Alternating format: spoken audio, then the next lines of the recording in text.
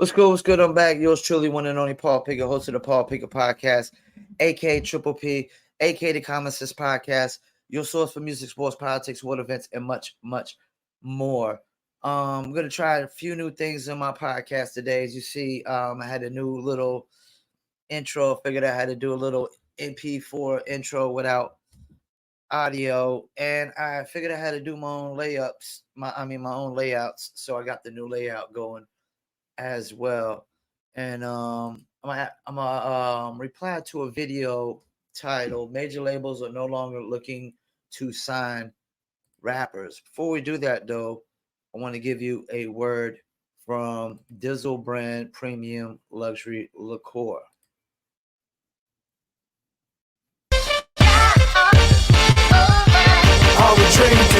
Me and my team, whenever we link up, they gotta be drink up. We still gonna relax and have few glasses when there's things to think about. Like I'm nice with the bars when I tend to the bars and I'm not talking drink ups. So tell the bartender that tend to the bar to please pass me a big cup up. And tell that waitress is waiting on us to put a little ice in it. Now watch the ice become weightless like the spaceships that I be sitting in. No wait and listen, no, they're waiting for that tropical twist that'll kick and get taste buds. Now taste some. Now I insist it's the Dizzle.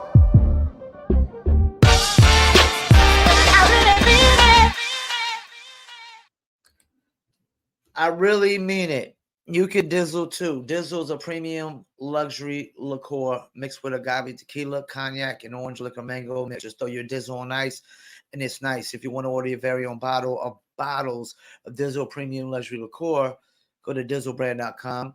Click on order online on the homepage. It'll take you to Emilio's Beverage. You must be 21 and over. Shipping and handling is included. Also, you can click on our locations. There's locations in California, Oklahoma, Kansas, and Arkansas where you can buy Dizzle in store. And the Dizzle brand merch, you got the Dizzle Dodger shirt on right now, as I call it. You know, the white with the royal blue Dizzle Dodger shirt going. So you can get your Dizzle brand merch on dizzlebrand.com, and you can get it on etsy.com, etsy.com, etsy.com/shop/Dizzle brand. Also, we got the Dizzle brand gummies now available as well. DizzleNova.com to get the Dizzle brand gummies. I repeat, DizzleNova.com. Link is in the description. All right, let's get into it. Really in there trying to have a good time and vibe out to murder music. Somebody gonna have to tell the truth, and I'm gonna tell it.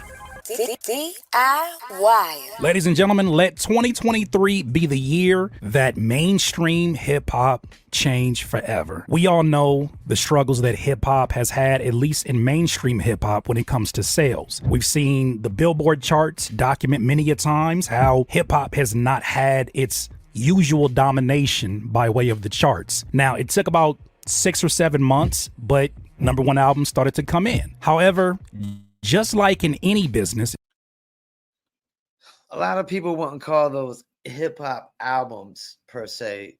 A lot of people would call those rap culture albums. You know, and that's the thing. Like, I hate to stop it so early, but I know a lot of people get upset when, you know, people say, "Oh, that's not hip hop." Thing is damn near every element of hip hop is missing with these albums. Travis Scott, the only element that he has in hip hop is, I don't know, Lil Uzi Vert. The only element he has in hip hop is maybe rapping every now and then. Travis Scott don't even really rap to me. Like, he's more of the singer rapper cats. That's not even really, you know, hip hop. Even though that you had some cats that kind of harmonized and rapped, like DV Christ. Shouts out DV Christ, good friend of mine, one of the very first. But he had a lot of other elements that of hip hop that were in his music. It's like if you take out all the elements of hip hop, we can't keep it calling it hip hop.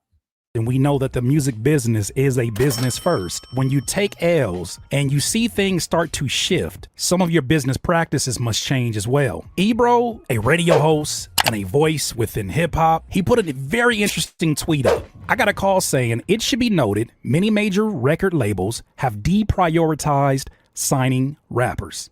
The focus is now African music and Latin music. Rappers better stop being boring and talking about the same shit over and over. And let me chime in, man. I will say this. Afrobeat is on the rise.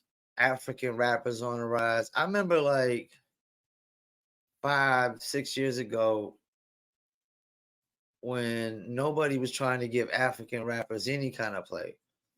You know, I've always dealt with a lot of African blogs, African rappers.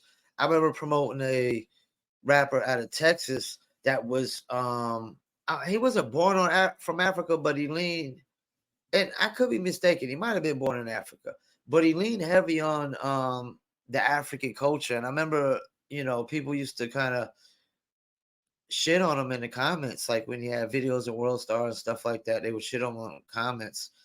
And yeah, now Afrobeats is pretty much like reggae nowadays. And Latin music is definitely popping because every time you go to the trending page on YouTube, there's always some Latin artists. You know, like if you're gonna do a song with somebody that's big, I recommend a Latin artist. If you got some artists, American artists, they don't want to do a song with an artist if they can't understand what that artist is saying, if they're speaking in another language. I did a song with a German rapper before and didn't know what he was saying, but I know the beat was hot, the hook was hot, I was doing my thing, he was rapping on beat. I know they took that the hook was so good that, which I did, they did a remix where there was 4 German rappers, you know, rapping over it. Because that's the thing, man, like overseas they still really appreciate music more. Over here it's all about the money. United States, it's not about the music, it's about the money. Overseas in other countries, it's still about the music.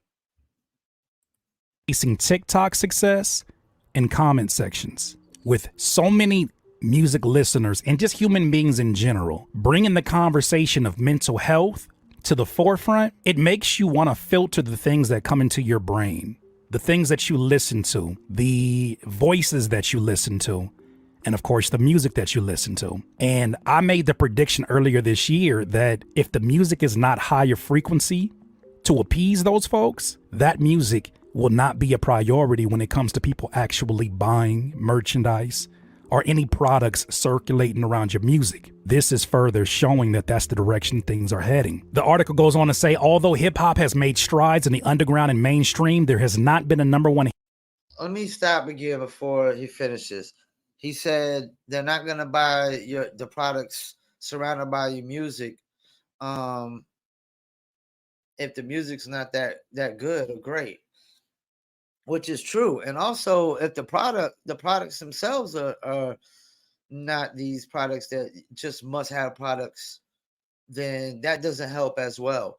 And a lot of artists need to push the products more to sell the music. And that's probably why, because the music is not all that great. It's not selling itself like an Oliver Anthony, his song just sold itself off of the strength of the song itself, the music, which is very, very rare, but it shows it is still possible for you to just put out great music, a passionate song, an emotional song, and people just can relate to it and they appreciate it and they become fanatics of the song. So yeah, he's right. If the music is no good, they're not going to buy the products surrounded by the music. And if the products are good, it'll help sell the music. And if the music is actually good or great, it'll sell the products, and vice versa. One hand washes the other. Hip hop song, did not know that, on the Billboard charts. Aside from Lotto's appearance on 7 with BTS member Jungkook, Lil Uzi Vert's The Pink Tape was the first rap album of 2023 to debut at #1 on the Billboard 200. And I'm glad he said rap album. I'm glad he said rap album and don't call it a hip hop album. 100, followed by Travis Scott, Utopia. But I want to zero in more on this label situation of why would you want to prioritize Afro beats and Latin music over rap? When you look at the Billboard charts and you see the music that has been dominating, you'll see that it has been the Bad Bunnies, the Whiz Kids, it's been Burna, the folks that have figured out how to tap into the pulse of Gen Z. But I think it's more than that. I alluded to one, hip hop being stagnant in terms of its topics. Hip hop also regurgitating toxic topics that are now being called out at probably a higher rate than ever before, because you now have folks who position themselves as influencers who have a platform to call rappers out or to call out the contradiction of their messages. Music consumers are not even buying tickets because they're asking themselves, why would I pay you, singular rapper, $200 to go to your show when I could spend $100 more and see everybody that's currently in my playlist via. Yeah, and also just going to one rapper show and then going to the next. Nowadays, it's like, it's the same rapper every show. The lyrics just change a little bit. The beats are still the same. They all sound the same. They're all like rap harmonizing, and yeah, when like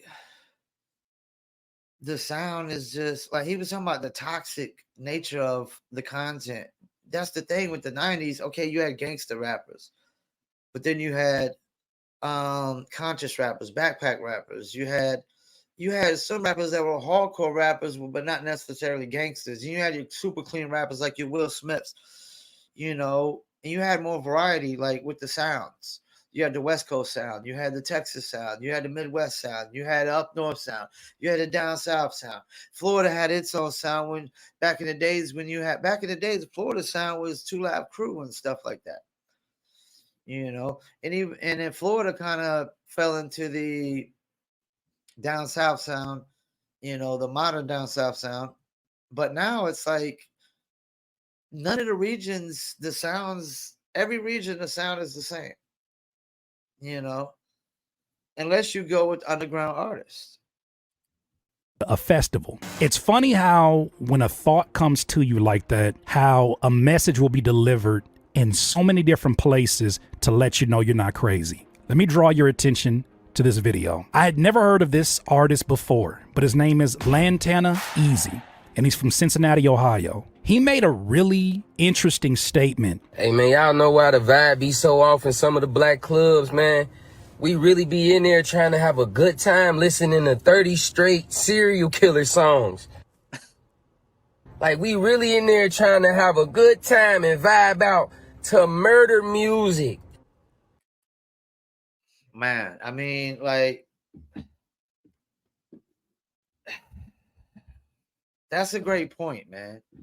I mean, when you go to the club back in the days, you were supposed to go to the club and have a lot of music to dance to, a lot of feel good, like need some Robin Thicke Magic, things of that nature.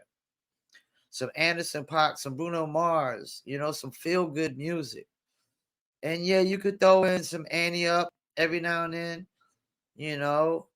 but yeah, like, that's crazy. I would definitely want to lead the club if I they play 10, even if they play 4 or 5 straight songs and they all murder songs.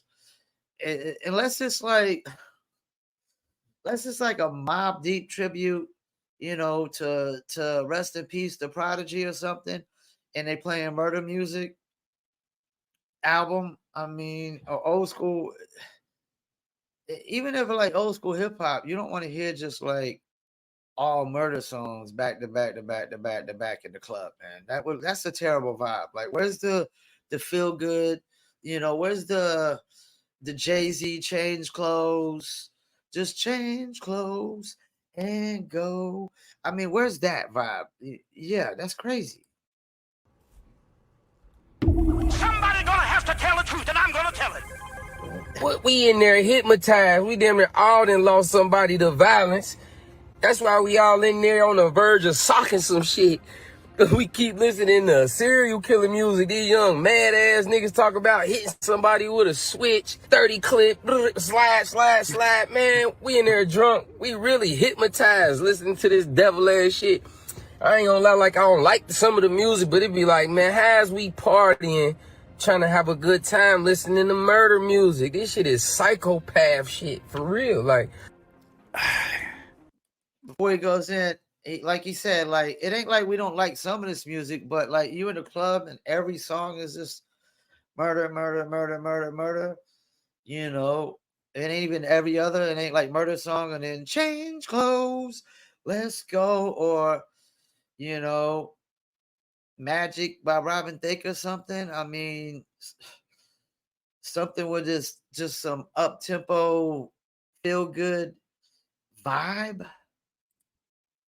Dare I say, for the sake of sounding too woke, people are waking up. This is an artist who is actively pursuing a career in music, has so been for many years. When you hear that kind of conversation, not only be articulated, but also be spread and have viewership the way he's having in here, it's a whole lot of comments in here where people are co-signing the same idea. And it sounds so crazy because, bro, I remember when my parents were saying this about music that I was listening to when I was coming up, and I was like, oh, y'all tripping. I ain't got no kind of influence on my behavior. But once you listen to something one time, two times, three times, you start to pick up some of the words. You start to pick up some of the catchiest parts of it. And it's not even just about that. Once you start listening to just this one same type of music over and over again, and they're talking about the same thing over and over again, it pretty much becomes a reflection of, you know, who you are, of how you think and what you want to do or what you want to be. And let's not get crazy and say that it's going to, if you're listening to something that's talking about murder, that you're going to go out and murder somebody, right? Even though there are some people who are on the edge and all they need is a little encouragement to do some crazy shit like that. But let's not even go that far. Let's just talk about the constant programming we do when we listen to just one of those artists, or we listen to a song over and over and over again. Ding, ding, ding, ding, ding. That's what I just said. It's not like, okay, my favorite rap album of all time is Mobb Deep Infamous. Straight up hood album, street album. I mean, Survival of the Fittest. But I've never wanted to go do anything that Mobb Deep said in the music. Because I'm also a fan of Gangstar, Guru, you know, KRS-One and Poor Righteous Teachers and Black Thought, The Roots, you know. I also have other artists to offset, you know. But like he's basically validating what I just said. Like if you listen to one artist or one type of artist over and over and over and over again, it's pretty much going to become a reflection of who you are. We were kids. The way that we remember answers to a test so well that it's still embedded into us when we're adults is through repetition. It's through listening to a message over and over and over and over and over again. Even listening to it when you're not consciously listening to it, just put it in the background. These things start to become mantras. Music producers, rappers, and singers, are you looking to get some constructive feedback on your newest music? Joining Critique My Beats is super easy. All you got to do is reserve a pass to critiquemybeats.com. Click on book a slot and choose if you want to get one beat review, 2 beat reviews on our live stream every Monday. Best beat and best song of the night is going to win a cash prize. Join us at critiquemybeats.com. You ever listen to some shit that just puts you on edge? Because I know for damn sure I've watched movies that have just put me on edge. Well, if we're talking about an audience now that is more conscious than ever before of their mental health and of the things that they're digesting, why would they continue to do the same thing if they want to get new results? Great point. I mean, in this new society, this new generation, they always throw out mental health for everything. Mental health this, mental health that, mental health this, mental health that. So why would you keep digesting all this negative shit, you know what I'm saying, and whatnot, over and over and over again? I've made a lot of content that rightfully points out record labels for the treacherous ways, the manipulative ways that they take advantage of young minds, and I stand behind it all. But at the end of the day, they were always going to do that. because they're a business. It does not surprise me that after their violent cash cow starts to dry up, they are so easily ready to jump ship and, as Ebro says, deprioritize the signing of rappers. When you think about this just from a business standpoint, and I'm about to get real cold. I don't operate business like this. Maybe that's not why I'm as good at business as them.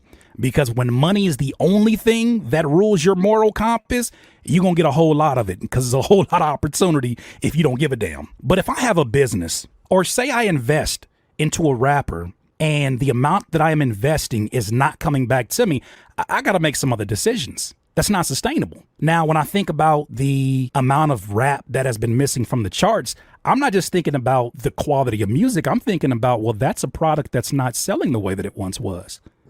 Across the board, just from a business standpoint, if I invest in you as a rapper, how long do I have you for? Especially if you're making like drill, or you making like some of the most violent shit you can think of. How long do I have you for? How long before?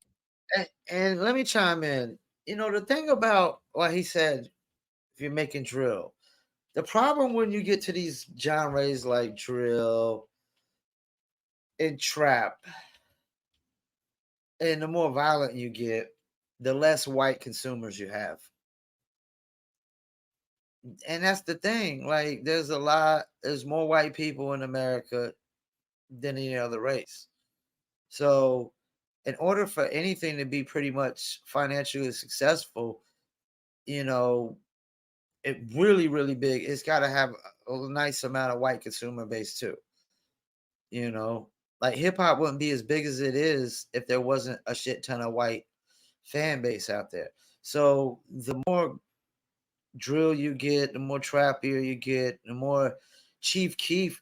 Like Chief Keef is the kind of artist, like if you're an artist like Chief Keef, the more you're like him, the less white consumer fan base you have. And that's why you look at cats like Kendrick, Cole, and Drake. Why have they been top 3 for over a decade? I mean, they got all the black fan base they need, but they got crazy, way more white fan base than any other artist. Kendrick Lamar and J. Cole and Drake probably got more white fans than any other rappers in rap. I would bet my bottom dollar on that one. For the things that I'm helping you promote, that I'm help broadcasting across the world, how many years do you have before you're gone? How many years before that were you a liability? Just thinking from the standpoint of a record label. So if they look at you like a liability, if they look at you as disposable, if they look at you like, man, you can't stay out of jail, if they look at you like, man, you ain't even gonna be here, and then after you die, your percentages of your streams are gonna burst up 200%, and I'll just find another you. Well, this is what happens when they're not making money off of that like they once were, in my opinion. And according to the Ebros, they are deprioritizing rap in place of successful genres that people are gravitating towards. You know why? Because it's always been money on their mind. Last thing I'm gonna say, especially for those who still don't believe, have you ever just found yourself randomly singing like the most absurd lyrics out of nowhere? Like 2 years ago, I had a mouse in my house and I was getting myself pumped up. You know what I was saying? Got murder on my mind. Why? Where did that come from? Why did I have that pop up? The hypnotizing ways seem to be shifting. The focus seems to be shifting. People seem to be waking up. Those are my thoughts, though. What do you guys think? Waking up, I don't know. We got to see about that. But he said a lot of interesting things in there. And that's the thing. Like, even in the 90s, you know, if you had 10 producers use the same drum kit, like drum kicks or whatever, drum kicks and snares and all that, they would, you know, you could have a RZA, a Premier, a Pete Rock, a Diamond D. They could take the same drum track, but they would all put different samples and sounds to it that would make something different about it. Different bass lines, use different samples, use the samples differently, you know. So yeah, now it's like not only do all the beats all sound the same, everybody's rapping the same topics, and they all rap the same, harmonizing, rapping. None of them are really rap clearly. Most of them don't rap very clearly. It's hard to hear what a lot of them saying. A lot of them mumble. They're trying to auto tune it, harmonize it, all types of stuff. They don't really just go in and just. A lot of them don't rhyme on beat too. A lot of them, like that's the thing. I remember when people used to be like, tell me I was off beat, but nowadays everybody's off beat. Like I feel like a master rhymer nowadays with all these cats coming out. And that's the thing. All these cats that coming out rapping nowadays, they don't really care about making good music or great music or timeless music or classic music. They just care about making a shit ton of money off of it. They don't really care about the consumers. They don't care about the fans. They treat the fans like shit. That's why we're talking about in the other video where ticket sales are going down for concerts. And another one I'm gonna react to with Joe Buttons and the crew talking about, the shelf life for rappers. And they kind of get into this as well, where rap labels they're about to not prioritize signing rappers no more. So yeah, that was very interesting. Once again, I want to thank you for tuning in. Paul Pickett Podcast, and I'm out. Peace.